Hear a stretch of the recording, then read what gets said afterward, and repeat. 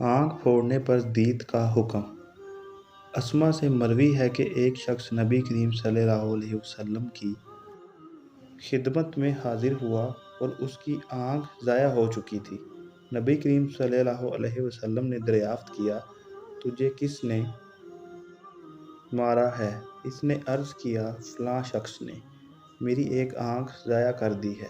اس شخص کو بلایا گیا اور وہ آ گیا تو نبی کریم صلی اللہ علیہ وسلم نے دریافت فرمایا، کیا تو نے اس کی آنکھ پھوڑی ہے؟ اس نے اثبات یعنی ہاں میں جواب دیا۔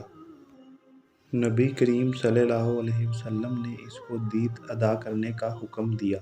نبی کریم صلی اللہ علیہ وسلم نے فرمایا، اس کی آنکھ نہ پھوڑو کہ یہ نابینا ہو جائے۔